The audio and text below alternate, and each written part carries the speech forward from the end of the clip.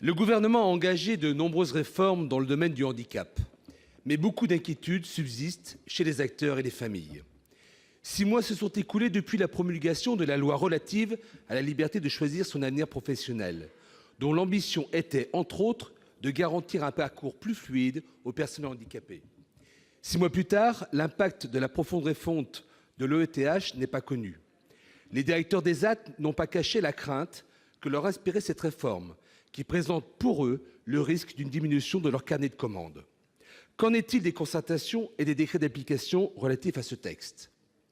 Par ailleurs, Madame la Ministre, pour qu'une personne handicapée puisse un jour espérer intégrer le milieu ordinaire du travail, ne pensez-vous pas que la priorité doit être d'investir dans sa formation dès les premières années ?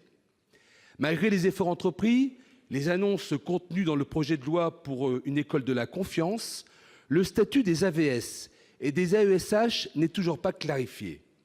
Qu'en est-il de la durée du contrat de travail, du niveau de rémunération, des formations qui demeurent lacunaires et des différences de traitement entre le public et le privé ? Ne pensez-vous pas qu'il est grand temps de prendre des mesures urgentes en faveur de l'école inclusive et de l'accompagnement humain des élèves en situation de handicap ? J'attends votre réponse. Pour vous répondre, la parole est à Madame la secrétaire d'État en charge des personnes handicapées. Madame la ministre, vous avez la parole. Merci Monsieur le Président, Mesdames et Messieurs les sénateurs, Monsieur le sénateur Mouillet. Merci de votre question qui me permet de revenir... Ah, il est là, pardon. Merci pour votre question qui me permet de revenir sur 2 chantiers prioritaires du gouvernement, l'école et l'entreprise inclusive. L'emploi des travailleurs handicapés d'abord. Le gouvernement redonne sa pleine efficience à une obligation d'emploi des travailleurs handicapés vieille de 30 ans au travers de la loi que vous avez citée, que nous portons avec Muriel Pénicaud. La réforme agit sur 2 leviers. Plus de simplicité pour les employeurs, plus d'intérêt à s'engager avec une incitation recentrée sur l'emploi direct. Comme toute réforme, il faut l'accompagner. Nous avons le temps puisqu'elle entrera en vigueur le 1er janvier 2020. C'est le calendrier nécessaire à la préparation des textes d'application, bien sûr, mais des outils nécessaires pour l'intégration et la déclaration dans la DSN et des nouveaux services pour les employeurs et les personnes.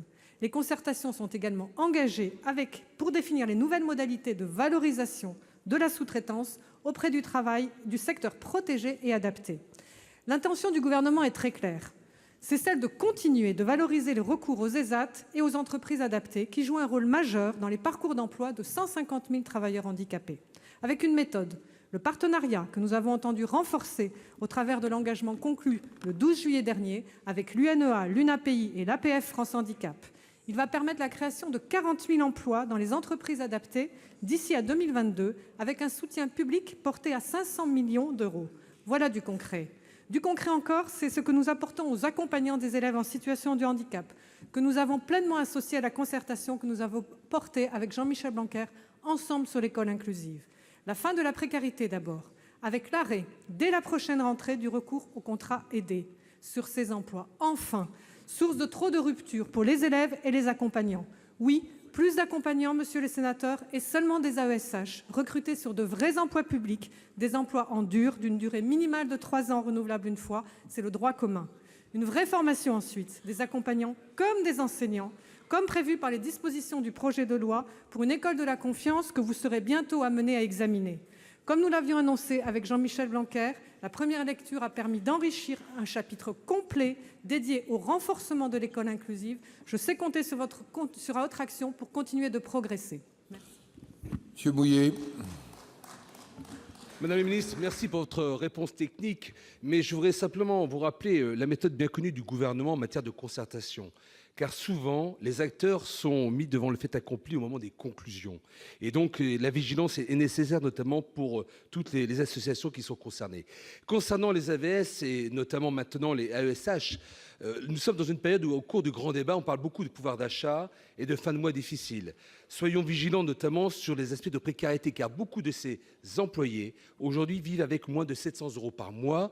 Si on confie le devenir de nos enfants en situation de handicap, il faut responsabiliser et donner la reconnaissance pour ces professionnels. Merci.